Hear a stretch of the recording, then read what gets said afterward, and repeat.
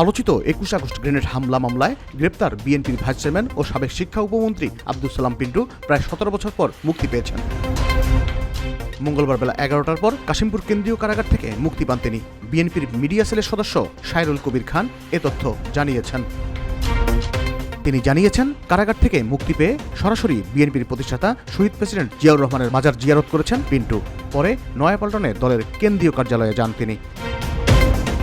জিয়াউর রহমানের মাজারে বিএনপির সিনিয়র যুগ্ম মহাসচিব রুহুল কবির রিজভী ও পিন্টুর ছোট ভাই বিএনপির প্রচার সম্পাদক সুলতান সালাউদ্দিন টুকু সহ অন্যান্য নেতাকর্মীরা উপস্থিত ছিলেন। উল্লেখ্য, টাঙ্গাইল জেলা বিএনপির প্রতিষ্ঠাতা সাধারণ সম্পাদক আব্দুস সালাম পিন্টু ১৯৯১, ১৯৯৬ সালের ১৫ ফেব্রুয়ারি ও ২০২১ সালের জাতীয় সংসদ নির্বাচনে টাঙ্গাইল ২ আসন থেকে সংসদ সদস্য নির্বাচিত হয়েছিলেন। ২০০১ সালে তিনি উপমন্ত্রীর দায়িত্ব পান। ২০০৮ সালের জানুয়ারিতে ২১ আগস্ট গ্রেনেড হামলা মামলায় গ্রেপ্তার হন পিন্টু। তখন থেকেই কারাগারে ছিলেন তিনি। ২১ আগস্ট গ্রেনেড হামলা মামলায় পিন্টু ফাঁসির দণ্ডপ্রাপ্ত আসামি ছিলেন। গত ১ ডিসেম্বর এই মামলায় তিনি খালাস পান।